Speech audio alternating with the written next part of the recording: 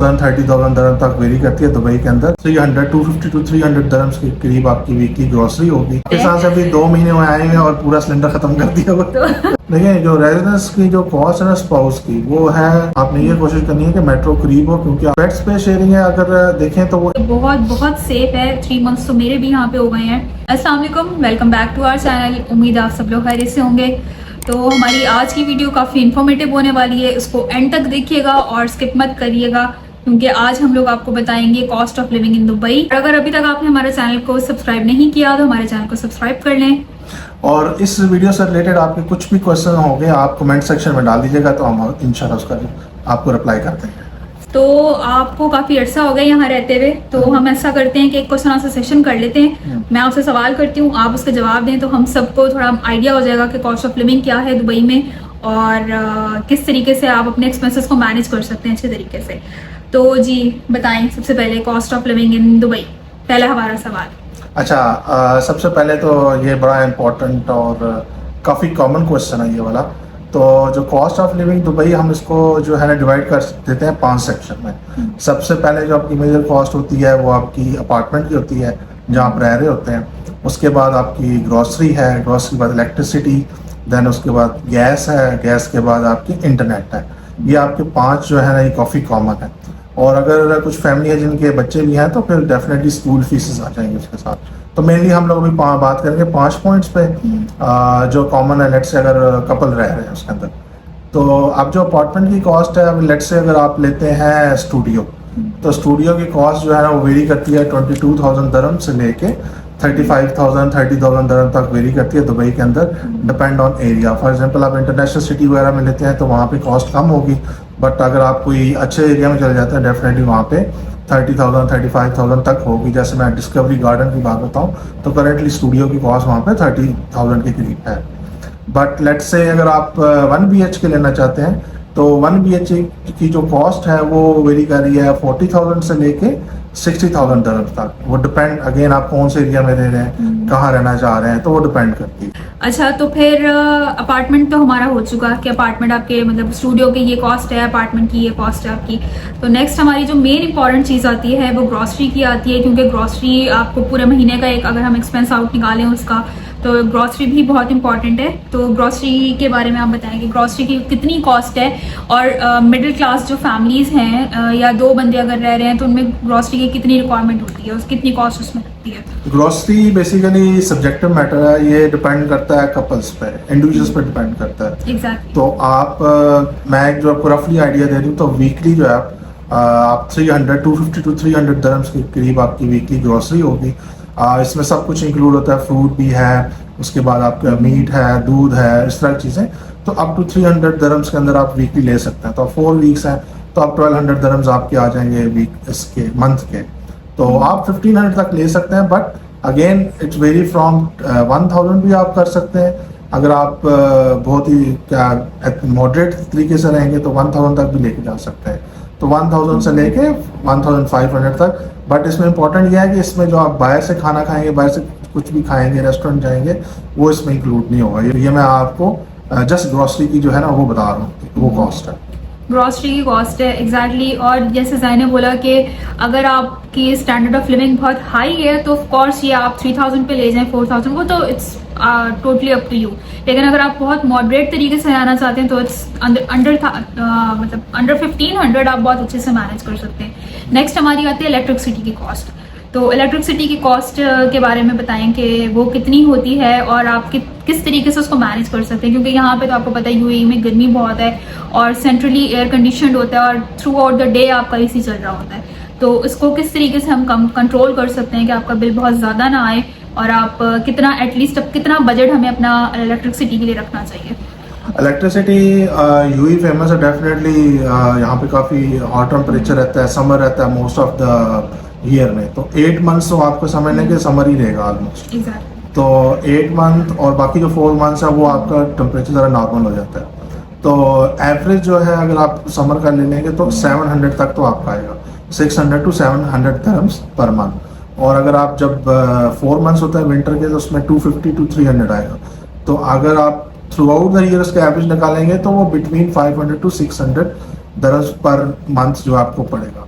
तो ये इलेक्ट्रिसिटी की कॉस्ट होगी। अच्छा, और कौन से ऐसे मंथ्स हैं जिसमें एसी नहीं चलता? क्योंकि गर्मी यहाँ पे इतनी ज़्यादा है, यहाँ पे सितंबर, अक्टूबर, नवंबर जो हमारे पाकिस्तान में बहुत अच्छा मौसम होता है, दिसंबर यहाँ पे तब भी एसी चल रहा होता है, तो वहाँ पे मतलब ऑन एंड ऑफ चलता है या थ्रू आउट द डे चल रहा होता है? नहीं, ये डेफिनेटली जो भी जॉब कर रहे होंगे, फॉर एग्जांपल अगर जस्ट हस्बैंड जॉब कर रहा है तो वाइफ घर में है, तो डेफिनेटली फिर एसी तो चलेगा, वो भी फिर आपका थ्रू आउट द डे आपका चलेगा। लेट्स से अगर आपका हस्बैंड एंड वाइफ दोनों जॉब कर रहे हैं तो एसी आपका कम चलेगा, आपका बिल कम होगा। तो इट्स डिपेंड ऑन सिचुएशन। तो जो 4 मंथ्स है वो डेफिनेटली विंटर के हैं, जो कॉमन है, स्टार्ट फ्रॉम नवंबर से स्टार्ट होते हैं और मार्च एंड तक, अप्रैल मिड तक जो होता है आपके एसी कम यूज होता है। तो आप जस्ट आप पेडेस्टल फैन यूज कर सकते हैं या आप एयर रूम कूलर जो होते हैं वो यूज कर सकते हैं। तो आपकी जो एक्सपेंसेस वो कम हो जाएंगे, और जब आप थ्रू आउट द ईयर उसको डिवाइड करेंगे तो आपकी एवरेज बहुत कम आ जाएगी, 500 to 600। सही। और अगली चीज़ हमारी है गैस की। तो गैस में यहाँ पे ये है कि यहाँ पे सिलेंडर्स होते हैं, जैसे हमारे पाकिस्तान में है उस तरह की यहाँ पे गैस वाला सिस्टम नहीं है। तो सिलेंडर की कॉस्ट होती है और सिलेंडर को इंस्टॉल करवाने का, इंस्टॉलेशन का भी उसका एक सेपरेट प्रोसेस होता है। और यहाँ पे हर चीज़ सिस्टमेटिकली हो रही होती है, रूल्स एंड रेगुलेशंस को सामने रखी हुई होती है। तो गैस के बारे में क्या इसका सिस्टम है? क्योंकि हमारा जो सिलेंडर है आप लोगों ने देखा होगा, तो सिलेंडर खत्म भी हो गया था। हाँ, पिछली वीडियो में खत्म कर दिया था। तो जाहिर है कौन वही घर में खाने बनते हैं। पाकिस्तान से अभी 2 महीने हुए आए हैं और पूरा सिलेंडर खत्म कर दिया हुआ। तो अब घर में खाना बनता है, तो फिर अब जाहिर है घर में खाना बनेगा तो फिर सिलेंडर तो इस्तेमाल होगा।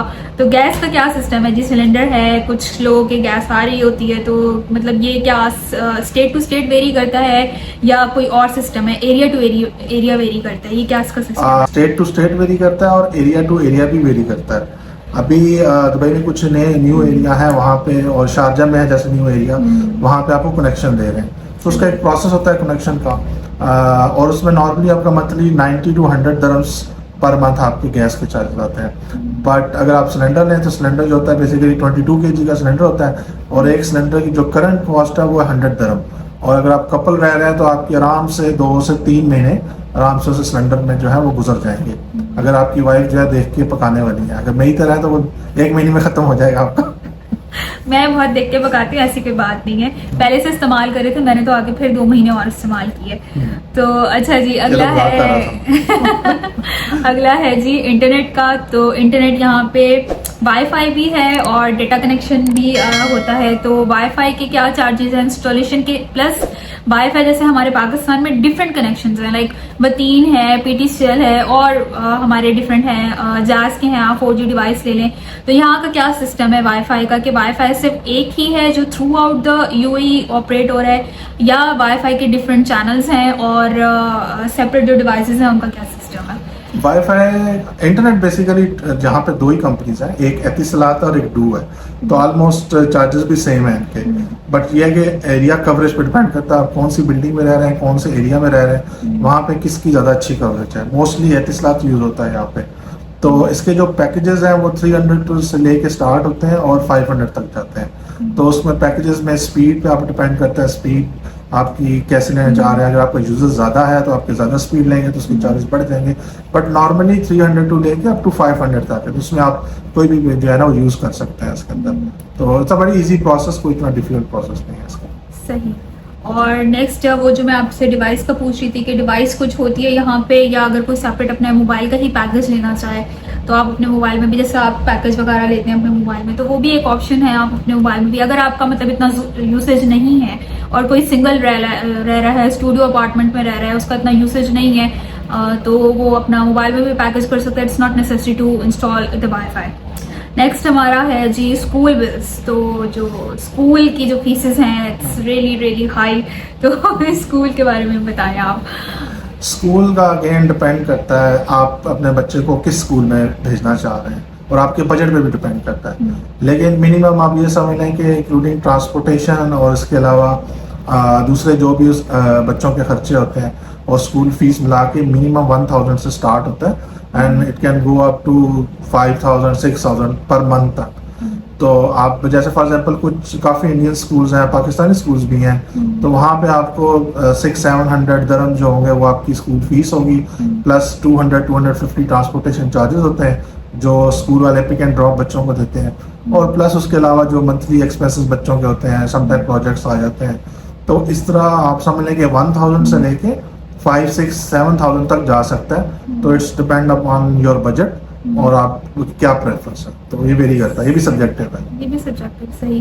तो जो स्कूल बसेस होती है वो आपको आपकी बिल्डिंग से पिक करती है, या कोई स्पॉट है कि आपने, जैसे उनके बने हुए होते हैं, स्टॉप्स बने हुए होते हैं कि स्कूल बस है वो स्टॉप से लेगी और स्कूल ड्रॉप करेगी, और स्कूल से पिक करेगी और स्टॉप पे ड्रॉप करेगी, and parents have to pick up their child from the stop. इस तरह का सिस्टम है, या वो बिल्डिंग से आपको पिक करता है? नहीं, वो बिल्डिंग से होता है, बिल्डिंग से पिक होता है और बिल्डिंग में ड्रॉप करता है। सही, चलिए ये तो अच्छी चीज है। तो ये तो हमारी हो गई थी ग्रॉसरी और जो हमारी जनरल एक्सपेंसेस हैं फैमिली के, वो तो हमारी बात हो गई कि सेपरेट रहें या अगर आप फैमिली के साथ रहें तो इतना है।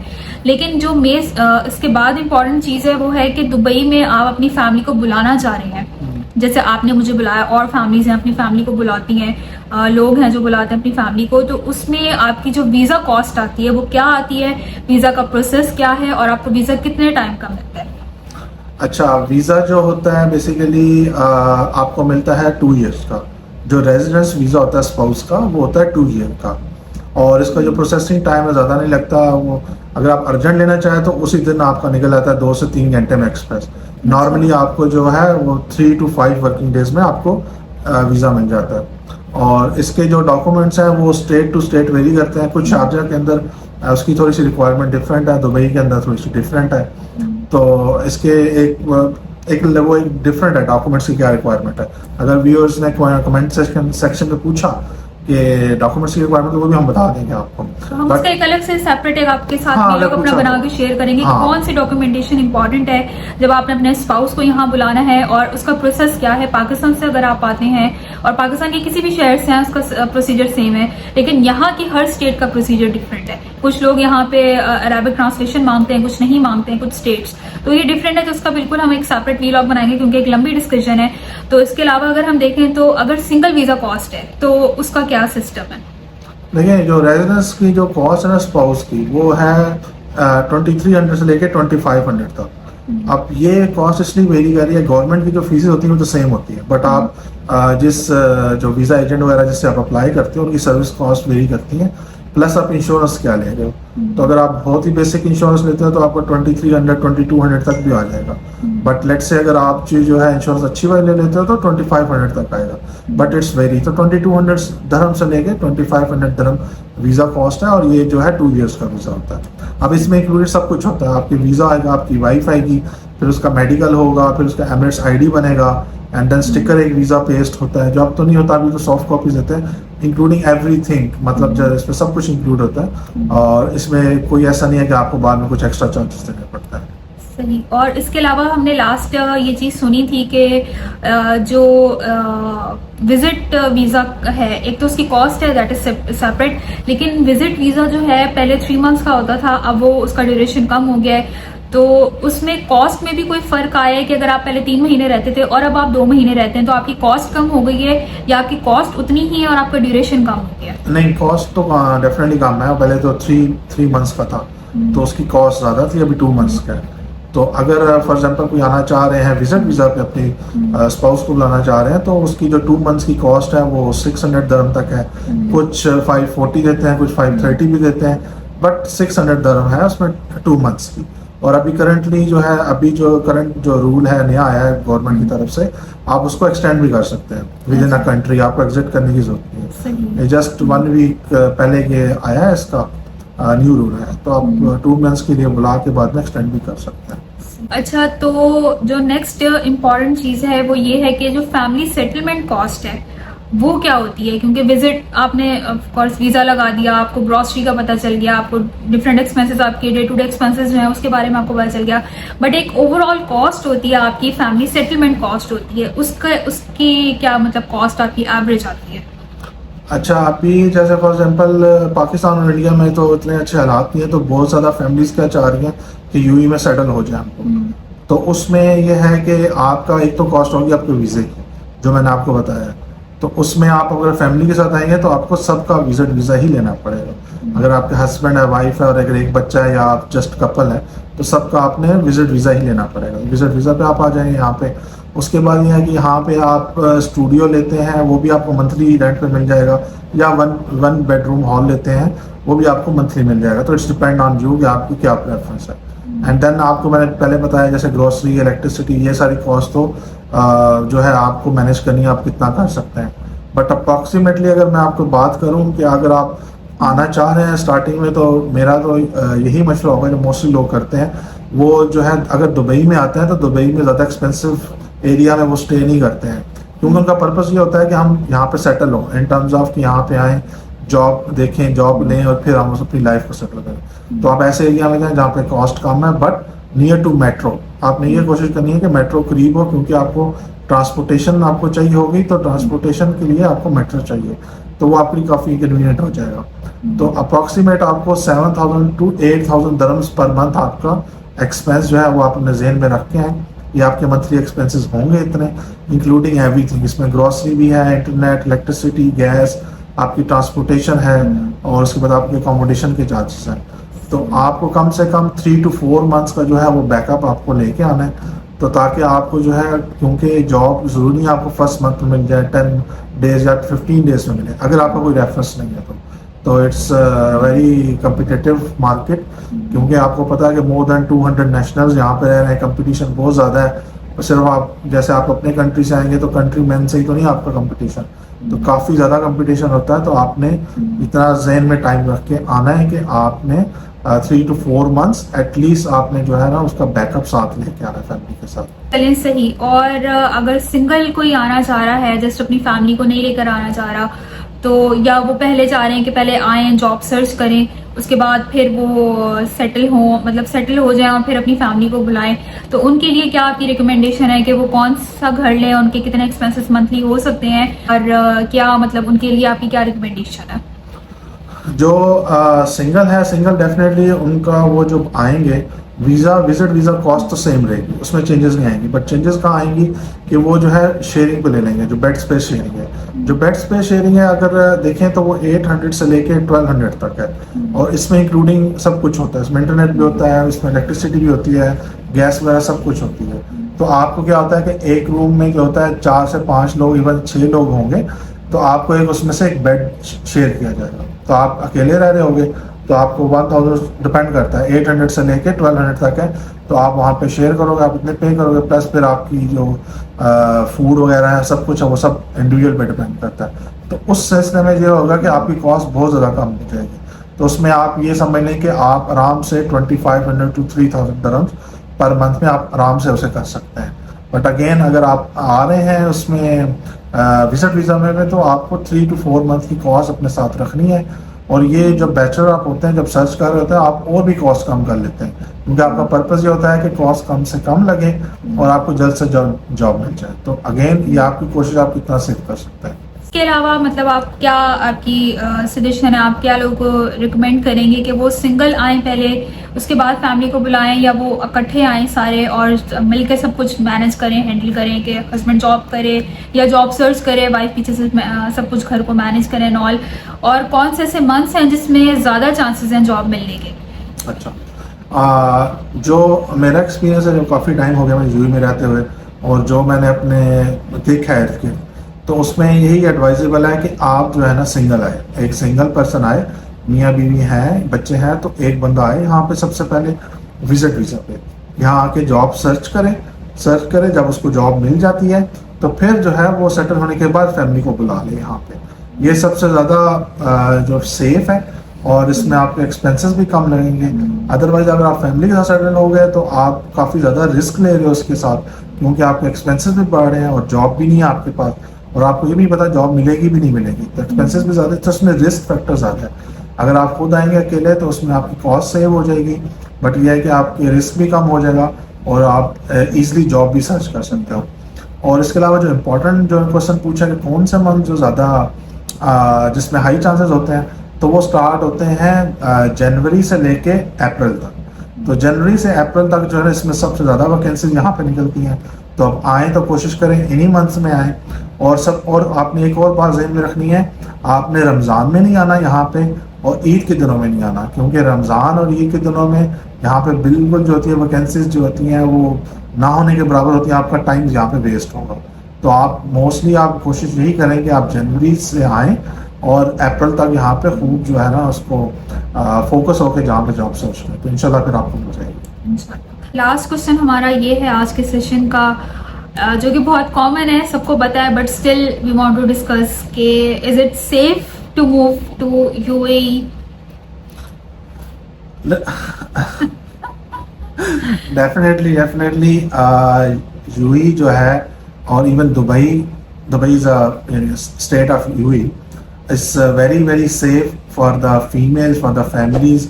इवन ये है कि आप अपने होम कंट्री हम पाकिस्तान की बात करें तो फीमेल्स जो होती हैं रात के टाइम इस तरह नहीं जाती हैं अकेली। Exactly. बट यहाँ पे अगर आपने भी एक्सपीरियंस किया होगा, अभी 3 मंथ्स तो हो गए आपको, यहाँ पे फीमेल रात के 2 बजे भी जाए, 3 बजे अकेली आराम से कहीं पे भी जा सकती है, कोई इशू नहीं है। यहाँ पे सेफ्टी इतनी ज़्यादा अच्छी है, अगर आप फॉर एग्जाम्पल कोई चीज़ भूल भी जाते हो तो आप वहाँ पे ओपन रख दो, अपना वॉलेट भी रख दो कहीं पे, मस्जिद में या कहीं पे भी रख दो, तो आपका जो है ना वो कुछ भी नहीं आपका उठाएगा वहाँ पे। इवन ये कि आपका वो जो होगा वो आपको रिटर्न मिल जाएगा। पाकिस्तान में तो सॉरी यही है कि मस्जिदों के बाद जूतियाँ भी जो है सेफ नहीं होती।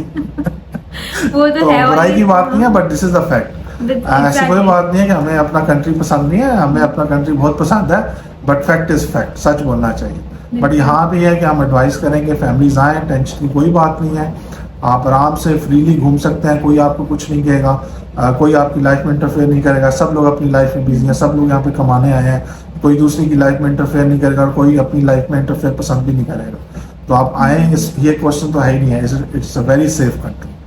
तो जो माएँ हैं, जो हमारी देखने वाली हैं, जिनकी जो सोच रही हैं, जो बच्चियां हैं जो सोच रही हैं यहाँ मूव करने के लिए, कि अपने आप को ग्रो करने के लिए, फैमिली के सिस्टम को रन करने के लिए, इसको साइकिल को रन करने के लिए, कि वो यहाँ पे आए तो घबराएं। कुछ माएँ होती हैं घबराती कि नहीं बच्चियों को अकेले नहीं भेजना। तो मेरी अपनी फ्रेंड ऐसी है जो यहाँ पे आई है और शादी से पहले आई है और कमा रही है, सब कुछ है, अच्छी जॉब कर रही है। तो ऐसी बिल्कुल बात नहीं, बिल्कुल जैन ने बिल्कुल ठीक कहा कि ये बहुत बहुत सेफ है। 3 मंथ्स तो मेरे भी यहाँ पे हो गए हैं और ये मैंने अपनी आंखों से देखा कि अक्सर रात को हम लोग 2-2:30 बजे आ रहे होते हैं, तो कुछ जो अपनी जॉब से फारिग होकर अकेली निकल के आ रही होती है, तो फ्रीली फ्रैंकली बिल्कुल उनको कोई ऐसा प्रॉब्लम नहीं है कि कोई आएगा, कोई चीज़ स्नैच करके भाग जाएगा या कोई तंग करके भागेगा।